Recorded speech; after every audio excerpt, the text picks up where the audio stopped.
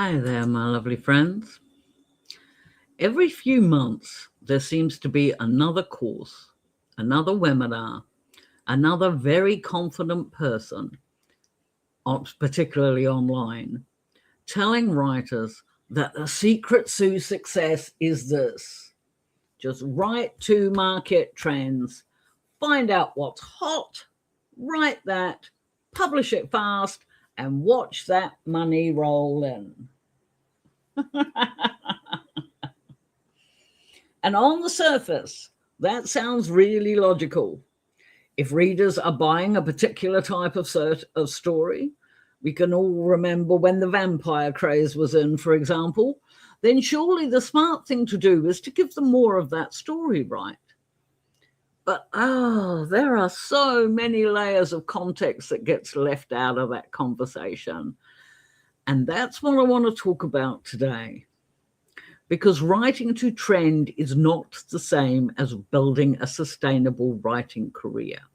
And if you don't already have an audience, jumping on a trend is literally like sprinting to catch a boat that is already sailing out to sea. The biggest issue is an audience. When you see a particular trend taking off, whether it's a romance trope or a fantasy subgenre, a style of cover, or even something being driven by book talk, what you're seeing is the visible tip of a much bigger iceberg. The authors who really benefit from those trends are usually the ones who already have readers. They already have a mailing list. They already have social media presence. They already have systems in place to launch quickly. So when they pivot into a trend, they're not starting from zero. They're bringing their readers with them. But what about you? If you're a brand new author and you've got no newsletter or a backlist or an established audience, then writing in that same trend does not magically give you visibility. Amazon does not automatically notice you. And readers are not wandering around the internet hoping to accidentally discover a new author with no track record. Discoverability is really hard. It has always been hard. And that is something that many courses don't emphasize strongly enough. I have said it before, and I will say it again. You can write the most perfectly trend-aligned book in the world, but if nobody knows you exist, it's still a struggle, because readers will not just trip over your sales page when they're searching through Amazon. There are thousands, sometimes tens of thousands of books in that same category, especially once that trend has taken off. And you are just one of them. Which brings us to a second issue: speed. Thanks to social media, trends move fast, a lot faster than most individuals can comfortably move. By the time you notice something is trending, it's often been building for months.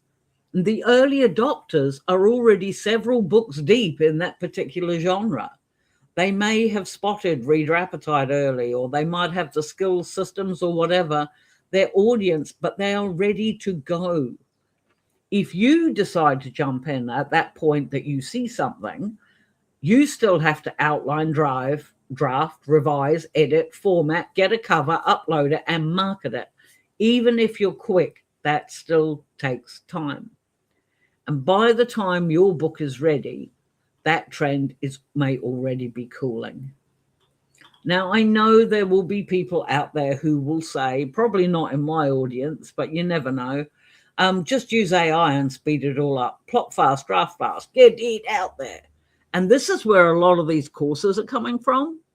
But even with AI tools, keeping up with a fast-moving market is incredibly difficult unless you already have the experience and the infrastructure. Because it's not just about producing 100,000 words. It's about producing a story that resonates with the reader, fits with genre expectations, and feels emotionally satisfying. Readers can tell the difference between a book written with care and one that was just written to capitalize on a moment. And another issue, that when a trend hits, something else happens very quickly: saturation. The moment a trope or subgenre becomes profitable, it gets flooded. Authors who are already watching the market closely, they move in. Publishers move in. Established indie authors move in. Suddenly the charts are full. And where are you? Somewhere down here. Imagine trying to stand out in that environment without an existing audience. It's like having like this little stall, this little hand-cut stall in the middle of a huge noisy marketplace and hoping people will find you when you haven't even got a sign. It's not a writing problem. I'm not saying you can't do it writing wise. It's about a visibility problem. It's about having an audience, because visibility is built up over time, not overnight. And there is also something deeper at play here. And this is where I think newer authors sometimes get discouraged without understanding why. When you chase a trend that you don't genuinely love, you are committing yourself to spending months inside of a world you didn't choose because it excited you, but because you just hoped it would sell. No matter how you do it, writing a novel takes time. It takes emotional energy. It also takes patience. If you don't enjoy your genre or the tropes or the tone or the kinds of characters that you're creating, that lack of enthusiasm will show up in your writing process. It becomes harder for you to sit down, harder to get motivated, harder to push through that messy middle, which we've talked about so many times before. And if the book doesn't take off, which statistically most books don't, you are not only left disappointed, but you are also completely drained. Compare that with writing a story that you actually want to read. When you write in a genre that you love, you're feeding your own creative well. You're building knowledge in a niche that feels natural to you. You're developing a voice that fits the stories you care about. And when readers who love that same genre find you, they are far more likely to stick around, because there's something else that trends don't guarantee, and that's loyalty. Trends attract the casual readers who are sampling a moment. Sustainable careers are built on repeat readers. The authors who make a steady living over the years are not the ones chasing the wave. They're the ones who consistently deliver the kind of story their specific reader adores, book after book, year after year. And that consistency builds trust, and trust builds return customers. There is the other issue too, about the idea of instant riches. The implication that there's a shortcut, that if you just happen to pick the right trope at the right time, success will happen quickly. But almost every long-term author I've observed has built their career gradually. They wrote multiple books. They improved with every book. They learned about covers and blurbs and newsletters, and they figured out what their particular audience loves. It wasn't a one trend-driven book that changed everything. It was the persistence over numerous books over time. And if you're newer, particularly if you're coming to this a bit later in life like I did, and you're building this alongside other responsibilities, you do need a model that's sustainable.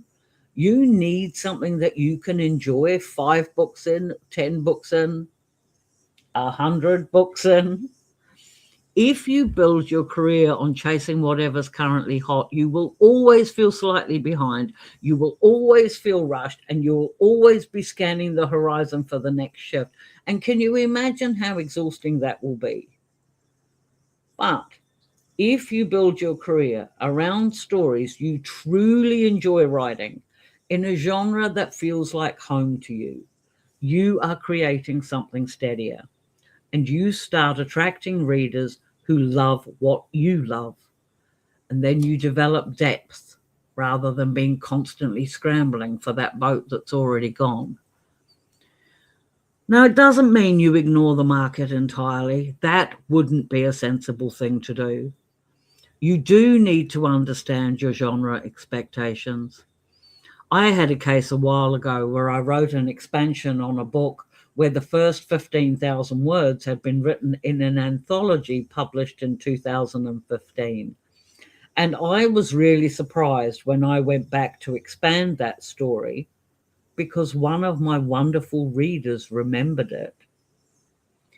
How different my rules for wolf shifters and mating and packs and things like that had changed from 2015 to 2025, even though those are the types of stories I still write.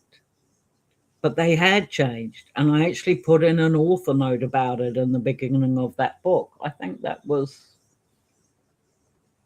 it? Oh, quiet, shameless plug here. Why not? But it was this one, not even close. But the difference between the way I wrote then and the way I write now was huge. And it surprised the hell out of me because it had happened quite naturally and it was just what happened. But it's learning what your readers in your niche enjoy. And then you're packaging your book in a way that clearly signals what type of story you have written. There is a huge difference between writing within a genre that you love and chasing a fleeting trend just because somebody on TikTok said it was profitable. So if you're sitting there wondering whether you should pivot into the latest popular trope, especially if your heart isn't in it, then please stop and ask yourself first, would you still want to write this story if it didn't become a bestseller? Am I still going to enjoy spending months in that world? Because the truth is, most writing careers are built on not one explosive success, but a steady output of books and a growing readership. Readers come back for stories that make them feel something. They come back for characters that they connect with. They come back to authors who consistently deliver the emotional experience they're looking for. And you can't fake that on the long term. So my takeaway for this, pretty much the same as I've been saying all along. Write the book you want to read. Write in the genre you genuinely enjoy. Learn your craft. Learn your business, writing one book at a time. Build your business one reader at a time. Focus on creating stories that make someone say, I really love this. I want more. Because that is how a sustainable career is built. Not by chasing the trend, but by showing up consistently in the space that feels like yours. Yeah, like yours. And when you do that, the readers who love what you love will find you, not by accident and not by magic, but because you have built something worth coming back to. So what do you think, my friends? We did have some discussion on this, I think, in the last video I did about chasing market trends. But this is a point that I did feel that needed to be repeated. Too many of these courses, and I've done videos on that as well, too many people who do courses miss out that key element. They seem to think if if you put in the right keywords, in the box when you upload your book to Amazon, that yeah, your readers, your book is going to come up as number one. No, not when you're competing with about 10,000 others. You'll be lucky if you're found on page 143 of the search results. I mean, for goodness sake.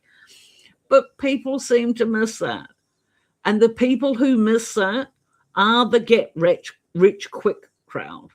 Now, I know my videos aren't for that crowd because I'm talking about being sustainable, being consistent, turning up, the boring shit.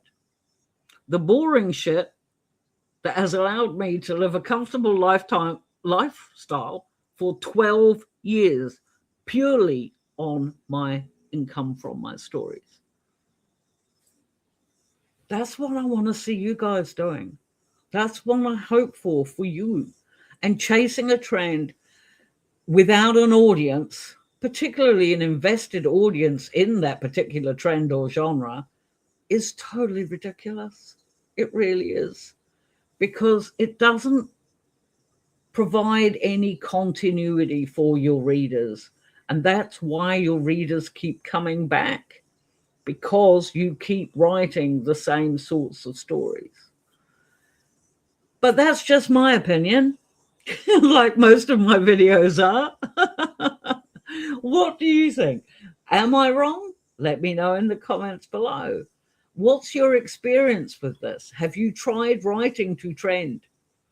I know some authors here on YouTube have, and they've had some really, really interesting discussions. I think I mentioned the Cozy Creative. I think the last one I did on Market Trends, she talks about it a bit. I absolutely love her videos. And yeah, but even she gave up after a while and decided that she wanted to write books that appealed to her. And I do think that that's really the important. I think if you're going to do something for years because you want a career, then yeah, you kind of need to enjoy what you're doing too. So, but anyway, you can let me know in the comments what you think. In the meantime, I post long form content on Mondays and Thursdays. On Saturdays, I do readings of my work, which is more for my readers rather than my writer friends. But hey, you can go and have a listen if you're doing something else and you don't mind stories. This one's not paranormal. It's the one I'm doing at the moment is part of my arranged marriage series. So yeah, you can do that. And that's what I do. I'd love it if you hit the subscribe or the like button or whatever else, but only if you feel it's worth it. And I'd truly love it if you would leave a comment as well, because that is something that definitely does help with engagement. And I am working very hard after a year's hiatus. When I took a year's hiatus, I obviously was kicked out of the partner program on YouTube because I didn't have the watch time. So now I'm really trying to build it back up again. And it's not easy. It's like starting from the beginning again. So yeah, if you did get all the way through to here, thank you. I appreciate you. And yeah, but in the meantime, please keep writing, my friends. Have fun with your writing.